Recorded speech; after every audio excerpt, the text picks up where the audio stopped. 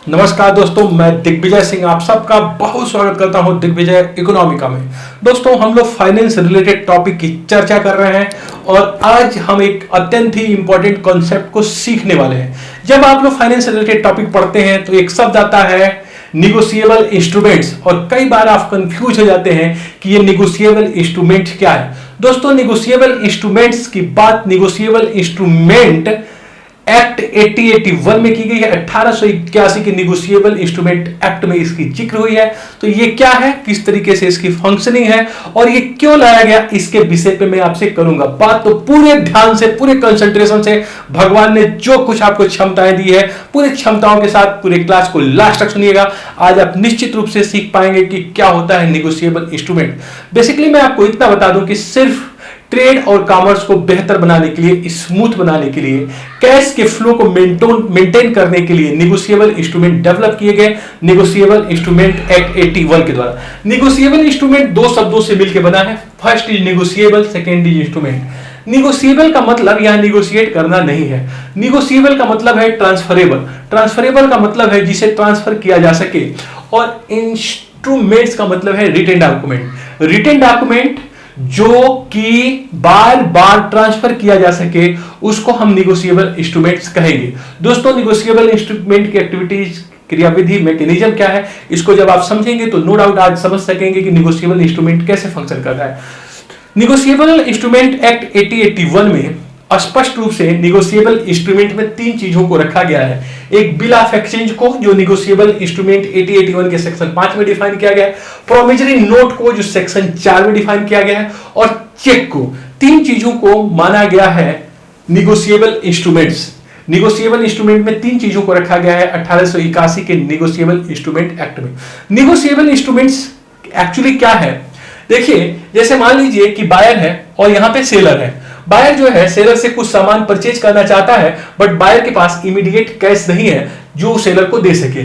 इसलिए जब seller buyer को इसके क्रेडिट के आधार पे कुछ सामान देता है तो यहां पे बायर जो है एक प्रॉमिस करता है कि मैं आपको एक सर्टेन अमाउंट, जो जितना मैं सामान लिया हूं उसको मैं प्रोवाइड करूंगा स्पेसिफिक डेट पे, या जिस डेट पे आप मांगना चाहते हैं उस डेट पे, और मैं आपको इस प्रोमिसरी नोट के आधार पे कर दूंगा। एक्चुअली प्रोमिसरी नोट एक तरह से निगोशिएबल इंस्ट्रूमेंट है। इसी तरीके से आपने मेरा पहला वीडियो देखा होगा, तो पहले के वीडियो में मैंने बताया था कि bill of exchange basically seller जो है ड्रॉ करता है बायर के लिए, और यहां पे जो सेलर है वहां पे स्पष्ट रूप से अपने रिटेन डॉक्यूमेंट में कहता है कि इतना अमाउंट, स्पेसिफाइड अमाउंट हमको पे करना पड़ेगा, और इसको एक्सेप्ट करता है बायर। तो बिल ऑफ एक्सचेंज हो, चाहे वो प्रोविजनरी नोट हो, जिसको पहले हम लोगों ने वीडियो में बिल्कुल स्पष्ट कर दिया है, या फिर चेक हो, एक तरीके से ये होते हैं निगोशिएबल इंस्ट्रूमेंट। निगोशिएबल इंस्ट्रूमेंट इसको क्यों कहा जाता है दोस्तों, आइए यहां पे मैं बात करूं। जैसे मान लीजिए मैंने कहा कि ये बायर है और ये डेटर है, सेलर है और ये क्रेडिटर है। चूंकि सेलर ने कुछ सामान इनको दिया है बायर को, इसलिए क्रेडिटर हो गया, और बायर ने चूंकि सामान लिया है इसलिए डेटर हो गया। और बायर यहां पे प्रोमिसरी नोट, जो एक निगोशिएबल इंस्ट्रूमेंट है, इश्यू करता है सेलर के लिए। तो चूंकि ये ड्रा कर रहा है इसलिए इसको हम ड्रावर बोलेंगे, और सेलर चूंकि उसको लेगा इसलिए इसको ड्रा भी बोलेंगे। बायर जो है पेयर भी कहा जाएगा, इसको मेकर भी कह सकते हैं, आप इश्यूअर भी कह सकते हैं, क्योंकि वो प्रोमिसरी नोट को पे कर रहा है सेलर को। देखिए दोस्तों, इसको निगोशिएबल इंस्ट्रूमेंट प्रोमिसरी नोट को हम इसलिए कहेंगे कि कोई जरूरी नहीं है कि ये जो बायर इस सेलर को ही पेमेंट करे।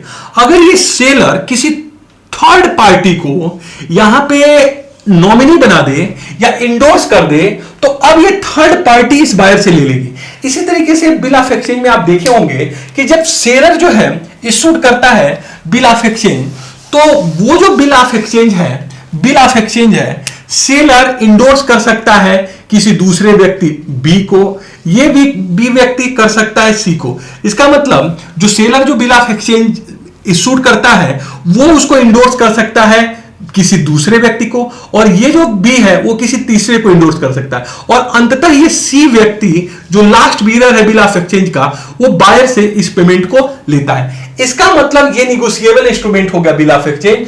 चूंकि ये सेलर जो ए है वो बी को इंडोर्स कर दे रहा है, मतलब ये ट्रांसफर कर दे रहा है, निगोशिएट कर दे रहा है अपने बिल ऑफ एक्सचेंज को। बी व्यक्ति जो है सी को जो है बिल ऑफ एक्सचेंज दे रहा है, और सी बेसिकली या फिर डी वो बायर से ले रहा है। इसका मतलब है कि जो भी मैच्योरिटी पीरियड होगा निगोशिएबल इंस्ट्रूमेंट का, चाहे वो 3 महीने हो चाहे वो 2 महीने हो, उस 2 या 3 महीने के पीरियड में वो कितने भी बार निगोशिएट हो सकता है, ट्रांसफर हो सकता है। इसका मतलब अनलिमिटेड टाइम। अगर आप प्रश्न पूछा जाए कि निगोशिएबल इंस्ट्रूमेंट कितने टाइम निगोशिएट हो सकता है, ट्रांसफरेबल हो सकता है, तो उस मैच्योरिटी पीरियड में वो कितने भी बार अनलिमिटेड टाइम निगोशिएट हो सकता है, ट्रांसफरेबल हो सकता है। चूंकि यहां पे जो बिल ऑफ एक्सचेंज है या फिर प्रोमिजरी नोट है या फिर चेक है, वो लगातार ट्रांसफर हो रहा है अपने मैच्योरिटी पीरियड के बिफोर, इसलिए ये सब निगोशिएबल इंस्ट्रूमेंट्स के एग्जांपल होते हैं। बेसिकली निगोशिएबल इंस्ट्रूमेंट में 2 पार्टियां होती हैं।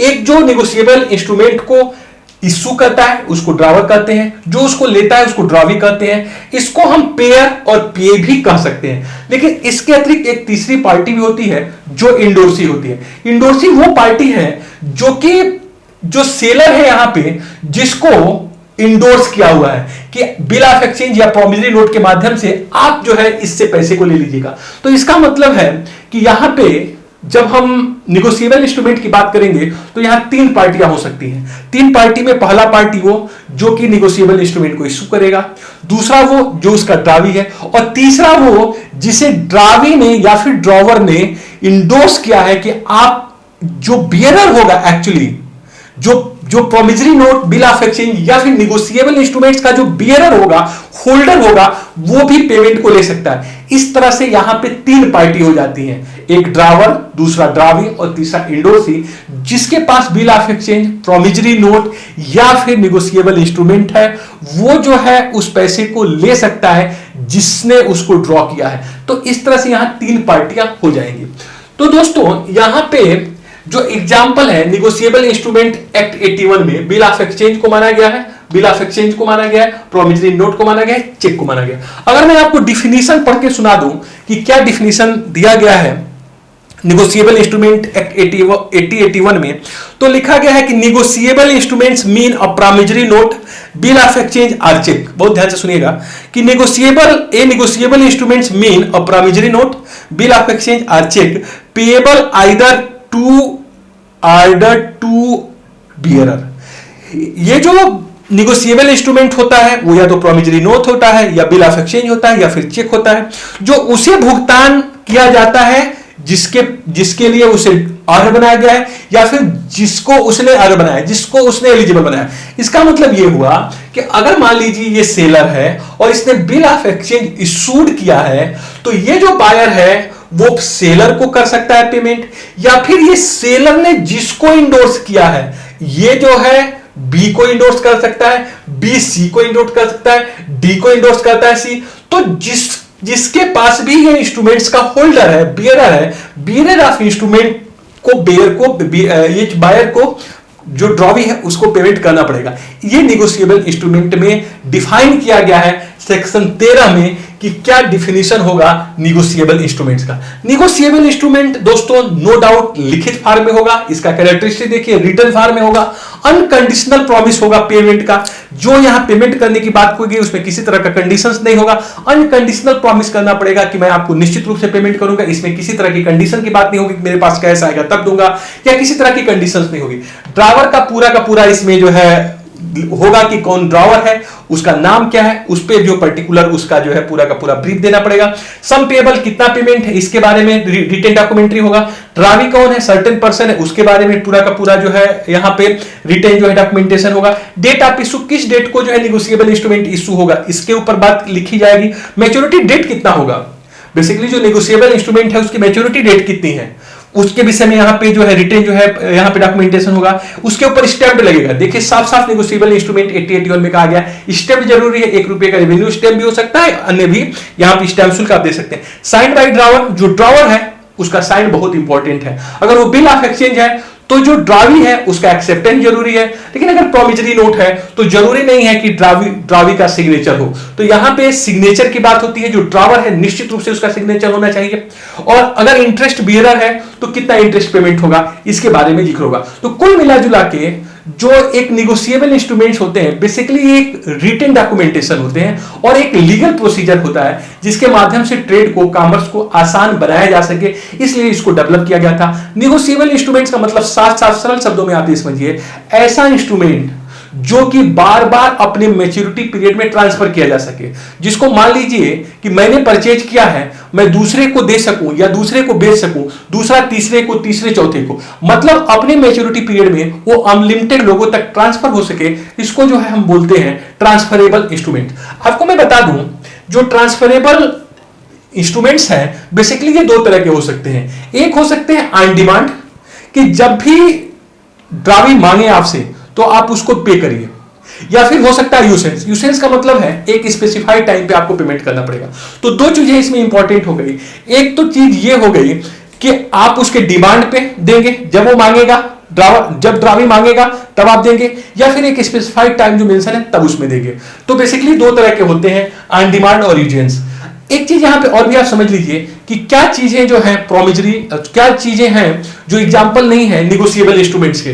ट्रेजरी बिल एग्जांपल नहीं है निगोशिएबल इंस्ट्रूमेंट्स के। ट्रेजरी बिल आप समझते हैं, ट्रेजरी बिल जब गवर्नमेंट इशूड करती है तो बेसिकली आरबीआई के नाम से या फिर पब्लिक या बैंकों के नाम से उसे नहीं माना जाता है निगोशिएबल इंस्ट्रूमेंट। इसी तरह के जितने भी करेंसी नोट्स हैं, देखिए कई बार आपके एग्जामिनेशन में, कंपटीशन में पूछा जाता है कि क्या करेंसी नोट निगोशिएबल इंस्ट्रूमेंट्स में आएगा, उत्तर है नहीं, निगोशिएबल इंस्ट्रूमेंट्स में नहीं आता है। यद्यपि ट्रांसफर तो होता है बट निगोशिएबल इंस्ट्रूमेंट एक्ट के अंतर्गत इसको नहीं माना गया। इसी तरह पोस्ट ऑफिस मनी को भी निगोशिएबल इंस्ट्रूमेंट नहीं माना जाता है। तीन बेसिक चीजें हैं जो निगोशिएबल इंस्ट्रूमेंट्स में आती हैं। एक हो गया प्रोमिजरी नोट, दूसरा हो गया बिल ऑफ एक्सचेंज, तीसरा हो गया check. Certificate of deposit CD को भी हम मान सकते हैं कि ये निगोशिएबल इंस्ट्रूमेंट है, क्योंकि ये भी जो है कई लोगों के बीच जा सकता है। तो दोस्तों इसी तरह डिमांड ड्राफ्ट डीडी को भी माना जा सकता है कि ये एग्जाम्पल है निगोशिएबल इंस्ट्रूमेंट एक्ट का। निगोशिएबल इंस्ट्रूमेंट 13 में जो निगोशिएबल इंस्ट्रूमेंट्स को डिफाइन किया गया है उसके कैरेक्टरिस्टिक्स को लेके हम सर्टिफिकेट ऑफ डिपॉजिट को, डिमांड ड्राफ्ट को भी हम निगोशिएबल इंस्ट्रूमेंट्स मान सकते हैं। तो सरल शब्दों में हमने सीखा कि निगोशिएबल इंस्ट्रूमेंट्स का मतलब यह है कि जो एक स्पेसिफिक पीरियड टाइम में निगोशिएट का मतलब यहां ट्रांसफर हो सके, जिसको सेल परचेज हम कर सके, एक हाथ से दूसरे हाथ जा सके, और सबसे इंपॉर्टेंट चीज ये है कि ये रिटन डॉक्यूमेंटेशन के रूप में होना चाहिए, अनकंडीशनल होना चाहिए, पूरा का पूरा एक लीगल प्रोफार्मा में होना चाहिए, और इसको जो लीगल प्रोस्पेक्टस प्रोवाइड करता है वो 1881 का एक्ट प्रोवाइड करता है। तो दोस्तों ये रहा निगोशिएबल इंस्ट्रूमेंट। जहां तक मैं विश्वास करता हूं कि आप समझ चुके होंगे कि निगोशिएबल इंस्ट्रूमेंट क्या है। तो डिफरेंट टाइप की इकोनॉमिक कॉन्सेप्ट जो अभी मैं बात कर रहा हूं, फाइनेंस रिलेटेड कॉन्सेप्ट, उस पर मैं करूंगा बात। तो पूरे कंसंट्रेशन और ध्यान से सुनते रहिए, साथ देते रहिए, और thank you so much for watching Digvijay Economica. God bless you.